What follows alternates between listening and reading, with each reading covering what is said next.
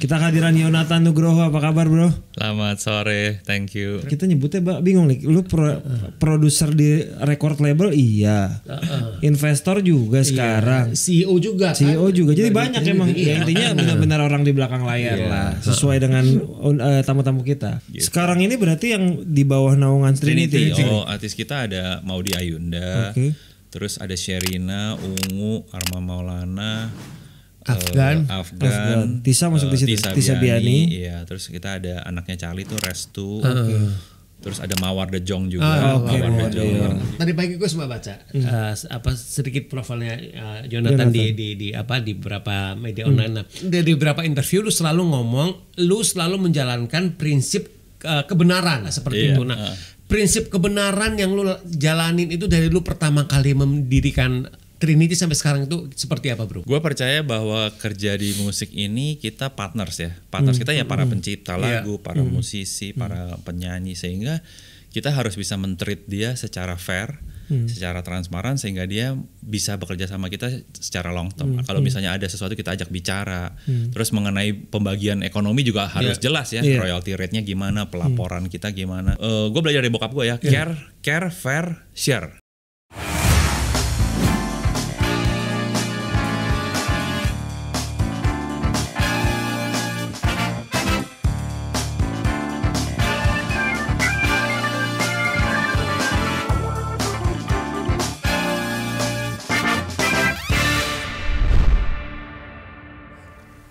Halo teman-teman, balik lagi di program Di Belakang Layar. Hari ini kita di episode ke-108.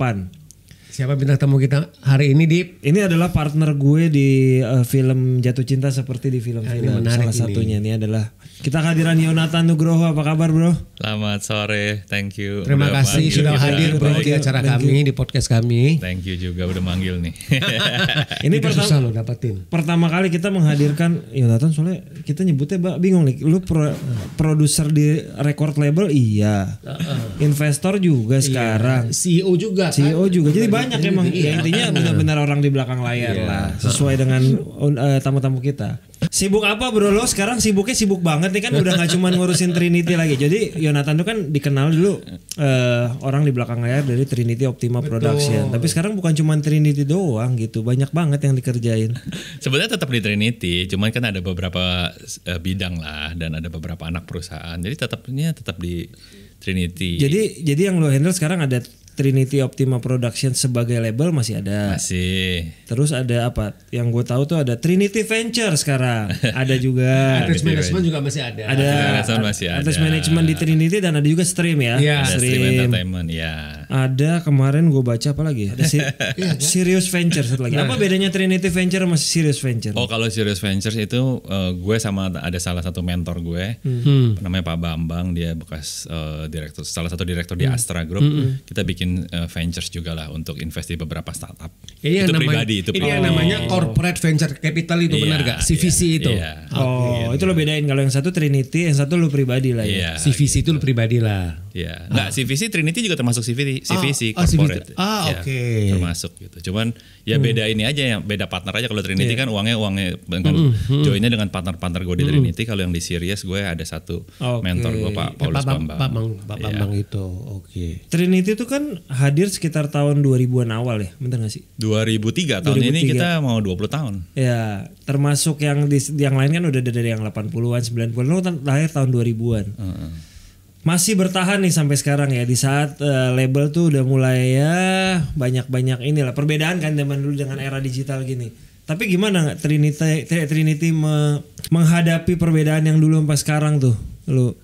Ya sebenarnya gue waktu bangun Trinity 2003 sama partner-partner gue, kita udah melihat sih bahwa ke depan itu dunia label ya, musik bisnis itu kalau cuma bergantung sebagai label akan berat. Makanya di 2003, 2004, 2005 saat gue memulai Trinity awal, kita udah langsung bilang bahwa kita pengen sebagai label dan juga sebagai artist management jadi satu. Dari tahun 2005 itu? Iya, berarti lu udah bilang artist management, not just label waktu itu ya? Dari tahun 2005 kita sudah begitu. Kenapa? Karena kita ngelihat bahwa di Indonesia ini kan unik ya, orang pengen denger lagu, suka sama lagu baru, artis baru. Cuman kalau disuruh bayar nggak mau nih bro.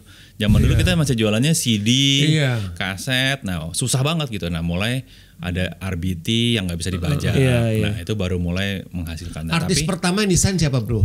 Afgan bukan sih? Rosa sama Ungu. Yang Rosa Ungu tuh pertama ya? Iya. Oke. Sebenarnya Rosa, jadi gini kalau cerita sedikit balik, 2003 bokap gue, Pak Adi sama Pak Handi, Pak Handi memutuskan kita bikin bareng Trinity. Terus waktu itu masing-masing store artis lah. Jadi Pak Handi bawa Ungu, gue bokap gue sama gue bawa Rosa. Gitu. Jadi kita 2003 baru didirikan, baru mulai aktif 2004-2005 lah gitu. 2004 akhir 2005 awal.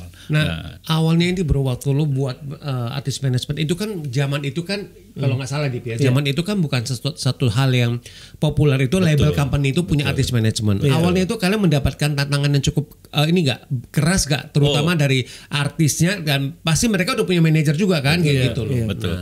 Benar sekali, waktu itu kita agak sedikit dimusuhin sih kalau ngomong jujur. Karena orang lain belum melakukan itu kan. Lu label aja dong, jangan sebagai artis manajemen. Cuman kita udah ngeliat bahwa ke depan ini musiknya akan gratis, artinya orang nggak mau bayar untuk musiknya, orang mau menikmati, dan revenue-nya akan datang dari off air, dari job, dari endorsement artis. Kita udah melihat itu sih, makanya kita jalanin itu. Dan memang benar waktu itu dari teman-teman lain juga banyak pengamat-pengamat, wartawan segala yang kurang mendukung lah gitu. Cuman di industri musik ini kita sebutnya tuh 360 degree deal ya, artinya kita handle semuanya. Nah, tapi kan terbukti seiring berjalannya waktu yang bisa bertahan ya karena kita handle artisnya secara keseluruhan. Jadi monetisasi artis nggak cuma dari lagu, dari musik, tapi juga dari hal-hal lain yang berkaitan dengan artis. Dan itu juga mudah diikuti sama label yang lain juga kan. Akhirnya mereka punya artis management. Hampir semua sekarang mengikuti itulah gitu ya. Karena yang penting kan namanya kalau bisa one stop service kan why not kan sekalian. Iya betul. Cuman benchmarknya beda bro. Kalau kita ngomong di luar negeri sampai hari ini Amerika nggak begitu ya. Nggak ada ya mereka. Nggak ada di sana masih beda-beda, masing-masing. Tapi kalau kita ngelihatnya Korea dari dulu udah begitu. Udah 360 kan. Udah 360. Amerika malah enggak ya. Amerika masih belum gitu. Oke. Berarti waktu zaman lu handle di awal tuh penjualan CD masih lah ya 2003 segitu. Gue 2004-2005 CD masih ya. CD masih lah ya. Kita rilis Ungu tahun 2005 itu masih bisa, CD-nya masih bisa 800.000 ya. Waktu itu. Udah tapi gede kan itu namanya udah gede kan. Tapi setelah itu ya decline ya. Menurun deh sejak itu. Sekarang masih gak sih penjualan fisik tuh? Udah gak ada bro, kita udah gak pernah buat fisik sama sekali. Terakhir tuh CD udah gak ada sama sekali. Terakhir gue bikin mungkin 2018 ya. Itu juga karena ada kerjasama dengan salah satu brand ya, KFC ya. Habis itu udah gak ada lagi. Karena CD tuh jadi kayak collectible item jadinya kalaupun bikin ya. Iya. Karena bingung juga mau punya CD stylenya di mana ya? Susah juga loh. Bener. Sekarang mobil-mobil baru juga udah gak ada CD player. Gak ada CD player. Iya kan? Bener. Gitu. Jadi ya udah digital full lah gitu. Malah beberapa bikin kaset. Jadinya balik lagi. Lebih ke ini aja rare ceritanya kan. Iya. Kayaknya siklusnya akan ke situ ya. Mungkin akan balik ke dunia kaset lagi. Karena kalau kita lihat dari dunia fotografi, sekarang kamera bukan digital lagi nih, yang lagi balik ke siklus kamera film nih sekarang gitu. Ya kan artis Indonesia sekarang kalau nggak bikin kaset bikin vinyl kan. Iya, nah vinyl juga mulai kembali lagi. Jadi kayaknya siklus aja sih. Jadi sekarang kalau memang ada penyanyi mereka mau ngeluarin album atau apa semua digital aja ya. Itu digital aja. Aja. Tadi kalau yang kayak di Pabel mungkin kalau mau keluarin CD sebagai kayak merchandise jatuhnya, item aja. Cuman udah nggak ada juga ya, jarang ya gue lihat. Sih. Berarti tuh zaman dulu kan ya, kalau artis-artis 90-an sampai 2000-an awal kalau udah ngeluarin CD kan sebut kalau udah berapa platinum ya. Kalau udah platinum tuh berapa sebutan dulu? 200. Dulu tuh 150.000 ya kalau nggak salah. Udah dapat platinum sebutannya, dapat piringan itu ya, berasa ya. Iya. Kan zaman dulu tuh kalau dari CD atau kaset tuh kan memang penghasilan mereka tuh gede banget lah kalau udah sampai jutaan gitu ya. Sekarang dipindah ke digital menggantikan si penghasilan itu nggak sih? Bisa mereplace itu nggak? Apa tetap harus dari off air dulu juga mereka? Dibilang mereplace belum tentu juga ya. Nggak semua. Iya. Karena kan kalau kita lihat kalau zaman dulu ya value orang menghargai sebuah karya musik, lagu, album. Lebih besar dibanding sekarang. Dalam artian gini, kalau zaman dulu kita beli CD, ingat nggak terakhir lo beli CD harganya berapa? Lupa gue. 50.000. Nah sekitar 50.000-an. Itu kita harus keluar 50.000 dapat satu CD, satu artis kita bisa dengerin ya 10 lagu kan gitu. Tapi at least lo harus keluar 50.000. Nah sekarang zamannya iTunes mulai terjadi downloads, lo harus keluar duit berapa? Ingat nggak? 0,99 ya. Nah, satu lagu. Satu lagu tinggal 0,99 tuh. Iya. Di US ya, kalau di Indonesia kan 5.000 jualnya waktu Iya. itu. Satu lagu tinggal 5.000 tuh harganya. Nah, sekarang di dunia streaming. Streaming. Lu bayar, ingat nggak lu bayar Spotify berapa sekarang atau 79.000 paket family kalau paket nggak salah. family sebulan, bro. Sebulan. Lu bisa dengar berapa lagu, Iya. suka-suka. Jadi kalau di value per lagu jatuhnya berapa? Nah, Gila, kalau 0,000. berdasarkan data di sekitar 3-4 tahun terakhir, mungkin kalau dihitung per stream nih, dirupiahkan, bisa tebak nggak lo? Berapa kira-kira? Tebak deh. Rupiah per stream ya kira-kira. 10 rupiah terlalu besar ya? Masih kegedean. Antara 5 sampai 8 Rupiah. rupiah per kali dengar. Nah, Jadi value-nya makin kecil. Nah, jadi maksudnya sebagai label company ya, sebagai produser untuk label company itu, bagaimana kalian mesti lihat dengan sekarang semua kan sudah streaming. Nah, hitung-hitungan bisnisnya seperti apa nih bro sekarang nih? Kalau lu artis kan tetap harus penyanyi harus tetap eksis dong. Jadi harus ngeluarin misalkan album walaupun dalam bentuk digital gitu. Nah, hitung-hitungan bisnisnya seperti apa nih? Biar bisa agak itu. makin kalau kita ngelihatnya dari sisi lagu doang makin hari makin sulit. Seperti gue bilang itu Spotify kalau dihitung rupiahnya mungkin antara 5 sampai 8 perak per stream jatuhnya. Didengerin 1 juta aja baru. Nah, itu maksud gue. 8 juta. Belum dia ngeband, dibagi-bagi. Nah, kalau itu pendapatan labelnya loh, belum pendapatan artisnya loh. Oke. Belum dibagi itu belum kan. dibagi royalti lagi. Artisnya ya. berarti dapat sekian persen lagi dari situ kan. Situ. Dari kita ngomong itu Spotify, kalau kita ngomong YouTube sama lah, antara mungkin 5 sampai 15 perak per stream tergantung karena beda-beda tuh, tergantung iklan dan segala macam. Cuman range-nya di sekitar situ. Jatuh-jatuhnya di sekitar 10-an, 8 sampai 10 perak juga gitu. Sekarang kalau lihat YouTube YouTube yang bisa dapat berapa? 30 juta views misalnya. Berarti kalau dianggap yang tertinggi deh 10 perak. Baru berapa? 300 juta. Bikin baru video. Di labelnya. Baru labelnya belum bagi ke artis ya kan. Labelnya sendiri dengan 300 juta bisa hidup buat apa? Bikin video klip aja sekarang udah berapa? 150 sampai. Jadi cuannya di mana sekarang? Nah, itu dia. Label company. Memang kalau ngomong jujur untuk saat ini kalau kita keluarin lagu baru itu susah untuk mendapatkan, kalau dihitung PNL per lagu dari lagu baru susah. Kita sebagai label memang punya back catalog, yang menghidupi kita adalah back catalog sebenarnya. Cuman kalau untuk lagu-lagu baru ya kembali lagi lagunya populer, membuat artisnya ngetop membuat hal-hal lain di sekitar artisnya jadi laku kan. Makanya artis manajemen bisnisnya lebih jalan. Kenapa artis manajemen itu sekarang jadi backbone? Bisa Betul. gitu kan. Gitu. Kalau untuk dari lagunya sendiri udah susah, susah terus terang. Karena market kita Indonesia beda sama US. Kalau US marketnya dunia. Kita lihat aja misalnya Blackpink atau kemarin tuh ada satu artis Korea baru rilis aespa tuh. 3 hari kita lihat udah 33 juta views, ya kan, di YouTube-nya, belum di Spotify dan lain-lain. Kalau Blackpink sih karena marketnya dunia, marketnya dunia, ratusan juta, miliar views, marketnya dunia beda. Gitu. Kalau di Indonesia kita marketnya hanya di Indonesia, dan yang membedakan gini nih, per streamnya di Indonesia sama per streamnya di negara lain beda kan, orang bayarnya beda. Hitungannya jadi beda mereka lagi. lebih besar. Mereka lebih besar, makanya banyak sekali orang yang salah informasi ya. Kalau ngelihat di YouTube tuh ada tuh namanya social blade ya kalau pernah dengar. Kan lu bisa memprediksi pendapatan income dari sebuah channel YouTube. Itu menurut gue itu salahnya apa? Itu bukan Indonesian rate, itu US and European rate. Lebih tinggi ya. Jauh, bro. Kalau di sini cuman mungkin 8 sampai 15 perak, di US bisa 10 kali lipat. 10 kali lipat. 100 rupiah aja udah lumayan. Iya, 100 rupiah kalau 100 juta view berarti udah 100 juta. Kalau dia, ya kan, bedanya jauh 10 kali lipat. Makanya mereka masih bisa hidup. Nah kalau di Indonesia kalau bergantung purely dari lagu memang berat. Makanya di Trinity gue sadari hal ini udah jauh-jauh hari. Makanya tadilah mencoba untuk ikut memperluas network, memperluas ekosistem gue di Trinity supaya gue juga bisa diversifikasi produk lah artinya, dan juga memberi artisnya punya platform ya, artinya punya monetisasi dan eksploitasi nggak hanya di musiknya aja. Berarti tapi di luar musik. Kalau juga, sekarang gitu. penyanyi yang mau bikin album ya kan secara digital itu memang harus diajak ngomong panjang lebar ya sama produser, jadi mereka harus tahu nih situasi kondisi sekarang seperti ini segala macam. Dunianya udah berubah banget. Udah berubah kayak gitu loh. Karena udah berubah. Jangankan bikin video klip, bikin lagu juga ada modalnya ya. Iya panjang, bayar komposer, bayar arranger, rekaman, karena apa gini segala loh, macam. sekarang ini yang bisa salah satu tools yang kuat untuk mempromosikan lagu, menjual lagu adalah video klip. Ya kan kita belajar dari Korea. Kenapa sih Korea begitu sukses? Karena visualnya luar biasa. Iya. Visualnya tuh bagus banget kan kalau kita lihat artis-artis Korea, video-video klip Korea. Narinya, bajunya, segala macam. Buat mereka udah kayak bikin film soalnya. Visual banget. Nah, Indonesia kan mengarah ke sana nih kalau gue lihat. Belakangan ini juga artis Indonesia tuntutannya juga visualnya harus bagus. Visual bagus ini kan biaya kan. Biaya. Sedangkan income-nya kalau mengharapkan hanya dari lagunya aja berat. Iya gitu. sih. Gitu. Sekarang ini berarti yang di bawah naungan stream siapa aja, bro? Kalau stream itu adalah sorry. Di bawah naungan Trinity. Oh, artis kita ada Maudy Ayunda. Terus ada Sherina, Ungu, Arma Maulana, Afgan. Tisa masuk di situ. Tisa Biani. Iya, terus kita ada anaknya Charlie tuh Restu. Terus ada Mawar De Jong juga. Mawar De Jong. Dia juga penyanyi dan pemain film. Cuman itu manajemennya under Stream Entertainment, bukan di Trinity. Mawar di stream. Secara manajemen, secara label di Trinity.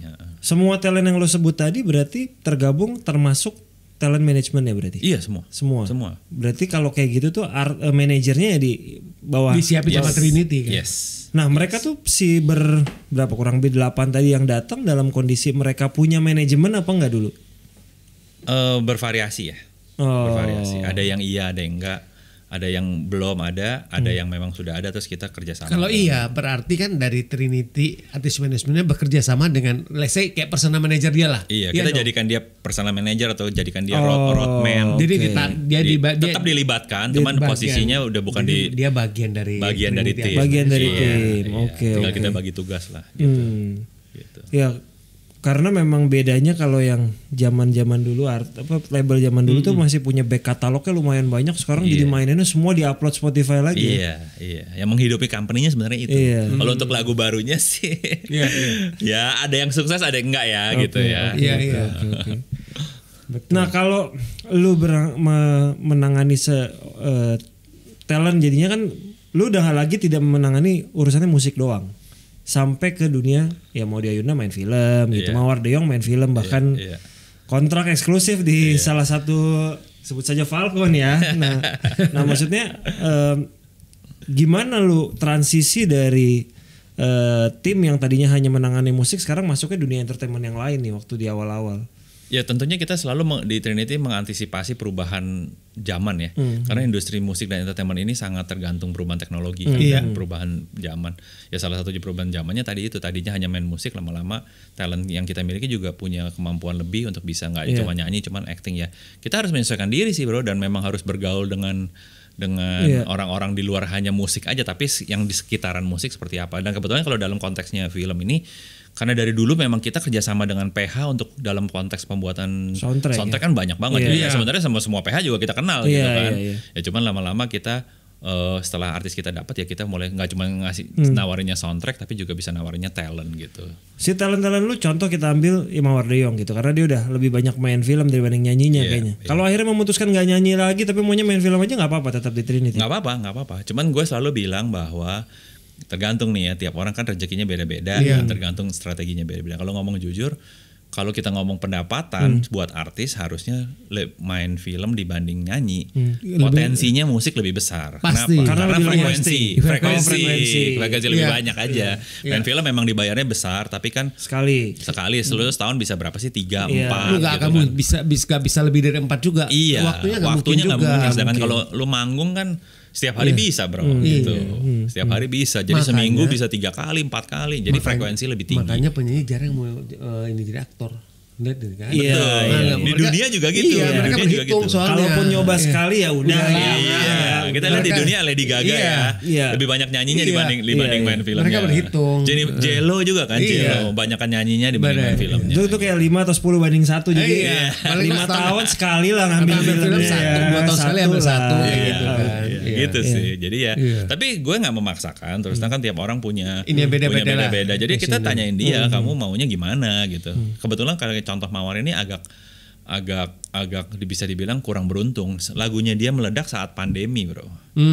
Pas kita rilis lagunya pandemi, Nggak ada show. off air, nggak ada apa. Iya, Tapi jadi lagunya meledak waktu itu. Nah sekarang udah jadwal filmnya kebanyakan. Cuman kita lagi coba lagi kita atur supaya dia juga bisa comeback balik nyanyi. Iya. Lebih membagi waktu, ada waktu untuk nyanyinya lah gitu. Kalau mau di Ayunda kan mau dimain soundtracknya dia juga. Iya. Kalaupun dapat konser masih dapat.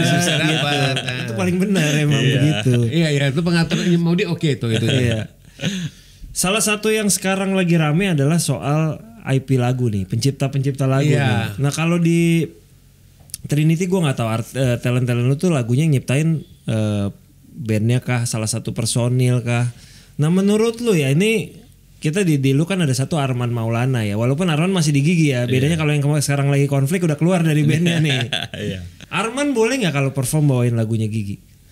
Memang yang gue tahu Arman ada komitmen dengan Gigi pengaturan hal ini. Kalau gue nggak salah sekitarnya paling banyak 2 lagu apa 3 lagu gitu ya. Sisanya harus tetap membawakan lagu dia solo gitu.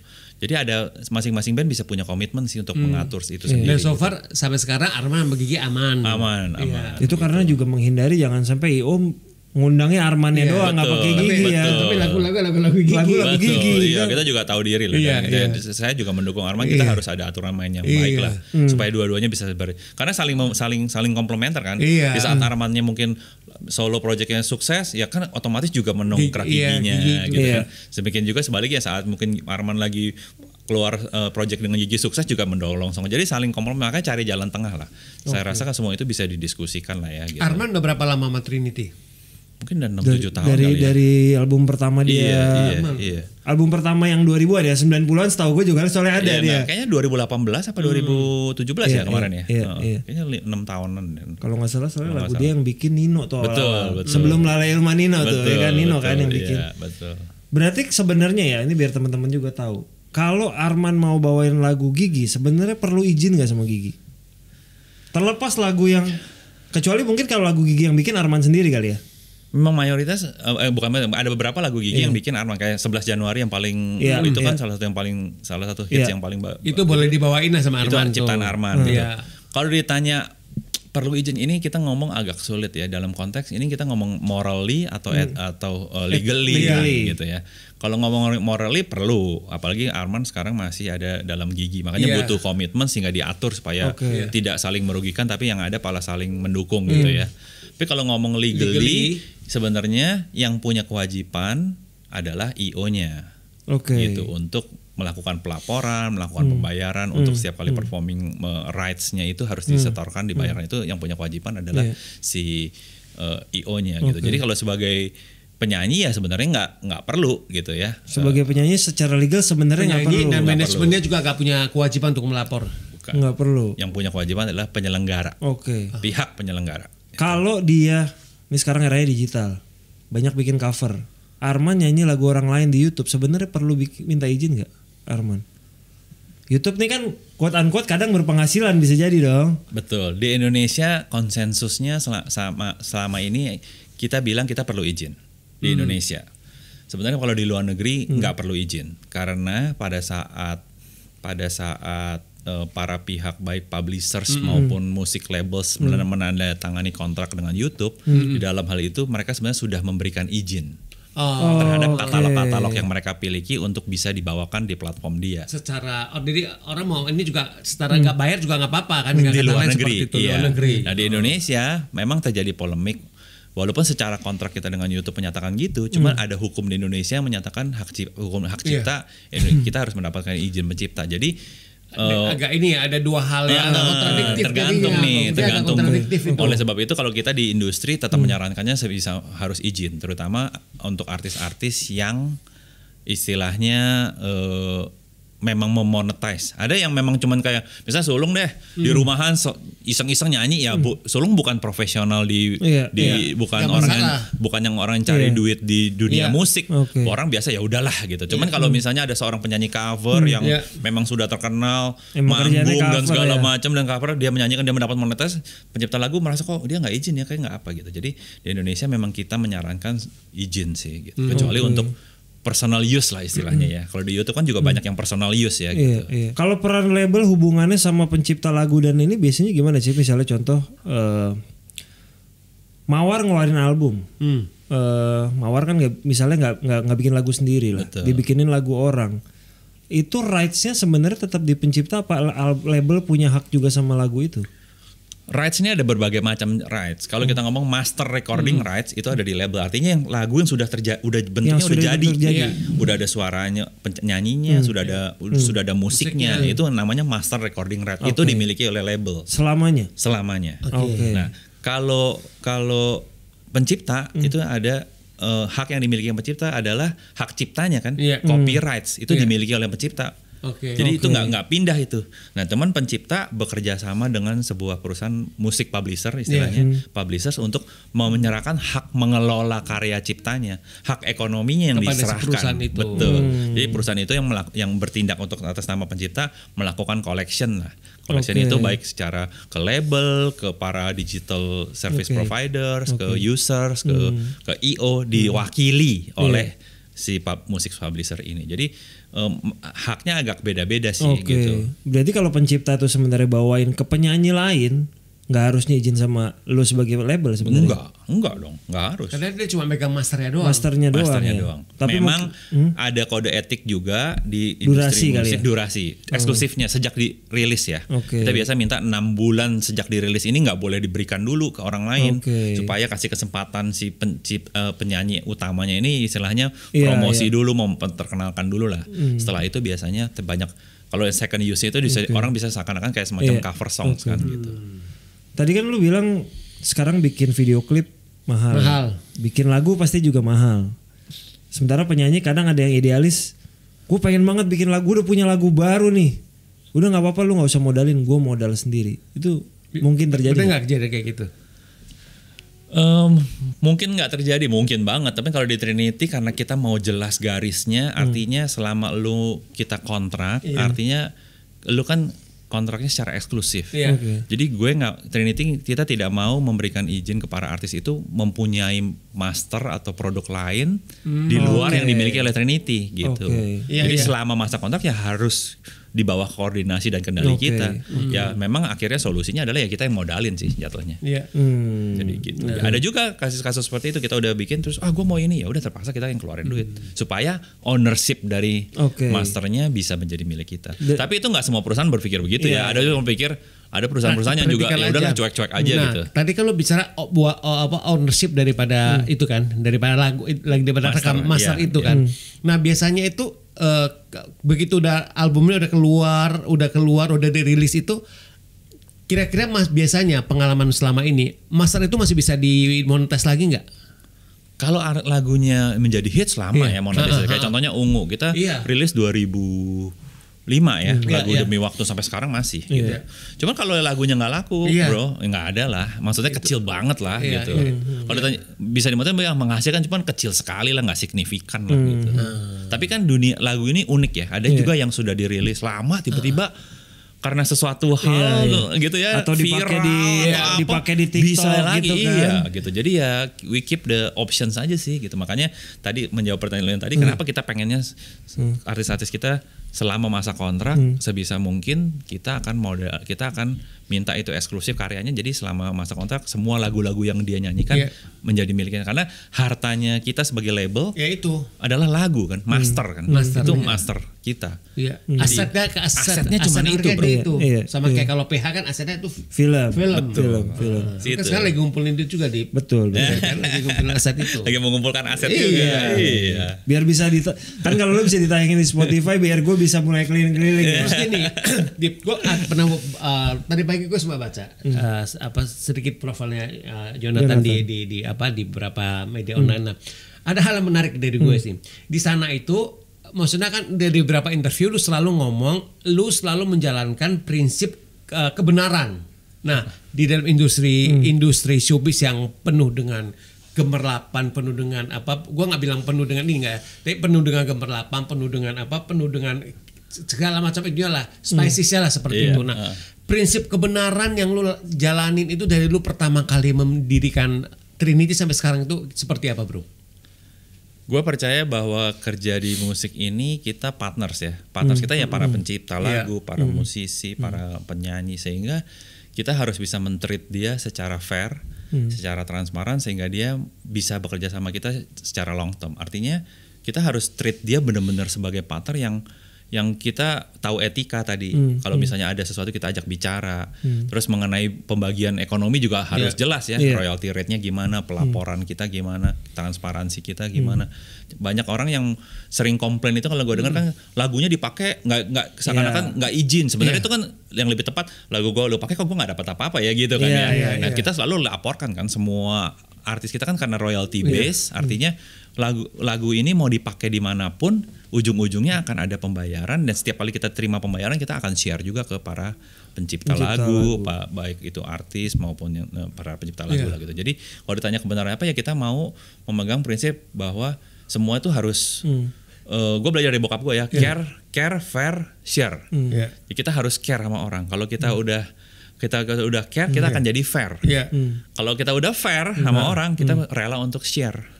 Nah kalau 3 ini kita jalanin, gue rasa hidup akan tenang-tenang aja. Teman kita banyak dan nama baik kita juga akan terjaga. Jadi itu prinsipnya itu clean and clear lah pokoknya in everything kayak gitu ya. Setuju banget sih gue tuh karena kadang tuh kita share sesuatu yang kita milikin walaupun sedikit aja kadang suka berat. Betul. Padahal itu buat panjang kan. Iya. Jadi sebenarnya banyak orang ngomong wah dia jujur saja dia kaya, dia bagi-bagi duit. Belum tentu loh.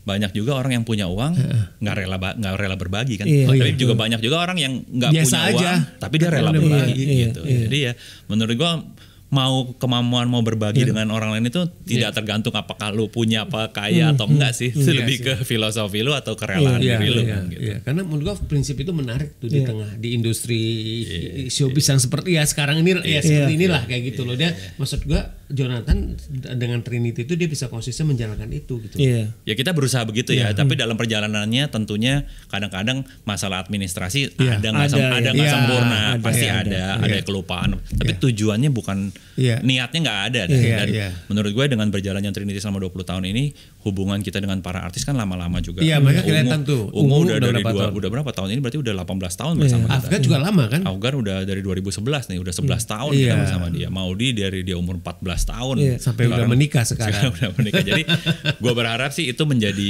it speak for itself ya, di mana mungkin culture yang kita bangun bersama dengan artis chemistry hubungan itu bisa dipertanggungjawabkan dan bisa membuat artis percaya untuk berpartner dengan kita. Bro, lu dari dulu kecil lah ya, dari dulu kecil itu lu sempat kebayang nggak sih, kepikiran nggak sih one day lu akan menjadi produser, lu akan punya label company? Ya kalau di waktu kecil karena gue kan bokap gue di musik udah dari tahun 70-an. Jadi gue memang dilahirkan udah inilah ya. Cuma waktu itu bokap gue lebih fokusnya bukan ke lagu pop terus ke lagu daerah. Jadi ya punya impian lah dari kecil. Tapi bokap menyiapkan lu nggak? Iya, menyiapkan jadi pengganti dia nggak? Jadi putra mahkota. Secara formally mungkin enggak gitu ya, karena dia memberi gue kebebasan. Makanya waktu itu gue waktu ditanya mau kuliah apa, gue dulu kuliahnya agak nggak nyambung dia bro. Sebelum gue kuliahnya teknik industri. Di mana? Dulu di Boston tuh. Di Boston industri gitu. Jadi sebenarnya bokap gue tidak memaksa gitu. Cuman dia menyerahkan ke anaknya aja. Cuman ya gue melihat sendiri lah. Gue bilang aduh kasihan juga ya bokap gue ya. Calling kalau mana ya? Akhirnya gue harus masuk ke industri ini kayak gitu loh. Sebenarnya kejadian di kerusuhan Mei. Jadi waktu Mei 98 kerusuhan itu gue lagi di sono dan gue tinggal 3 bulan terakhir tuh waktu itu. Bokap tuh di sini. Di sini. Gitu gue Mei kan kerusuhan Mei itu bulan 98. Gue lulus itu 98 September. Jadi 3 bulan sebelum gue lulus itu kejadian itu. Jadi pas gue itu gue lihat waduh gila nih semua Indonesia kayak begini. Bokap gue punya karyawan banyak.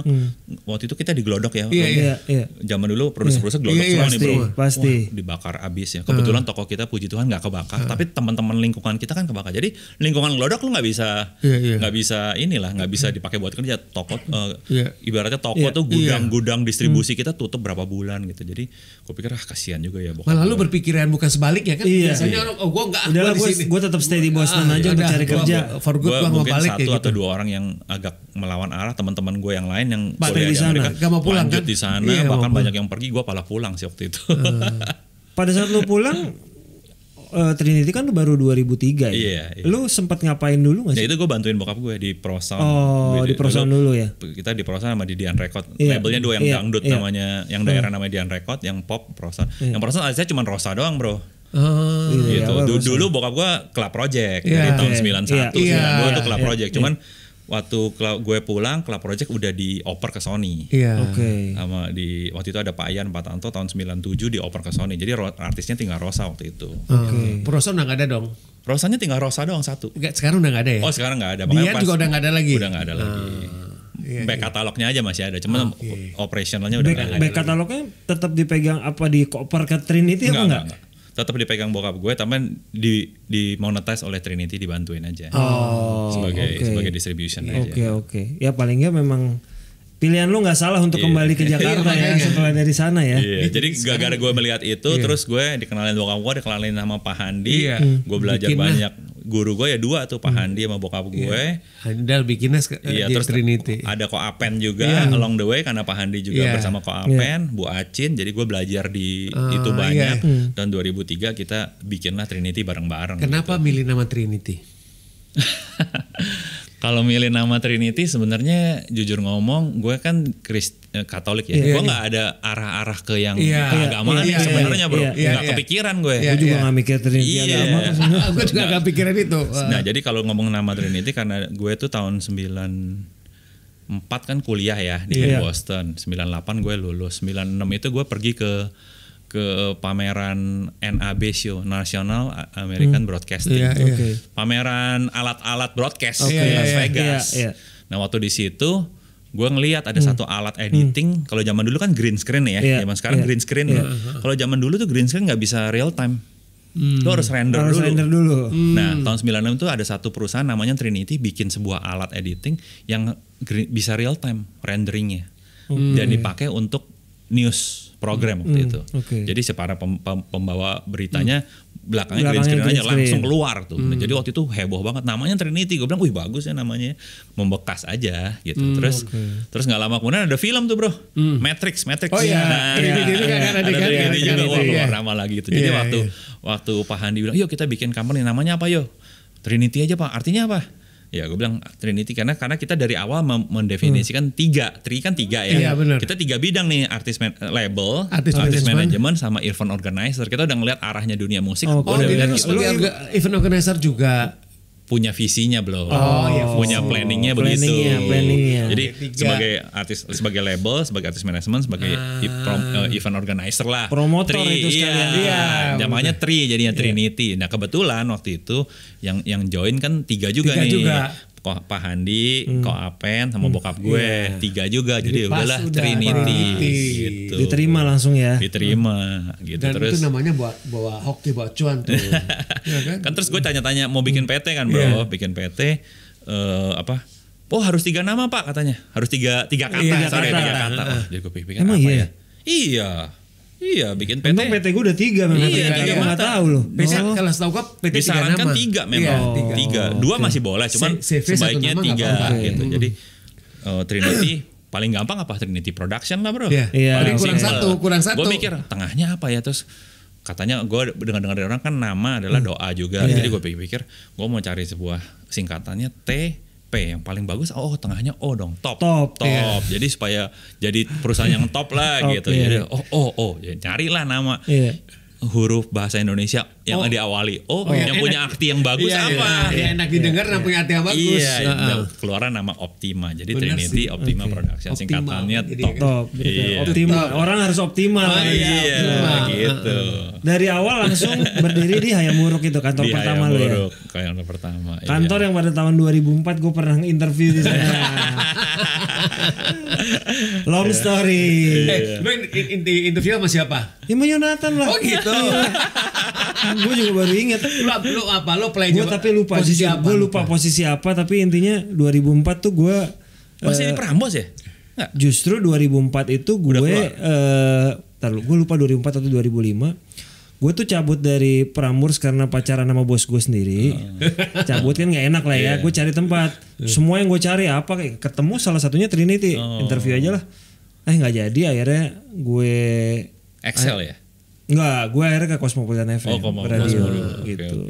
Nggak berjodoh ya, kita berjodohnya sekian tahun kemudian malah jadi itu partneran jadinya.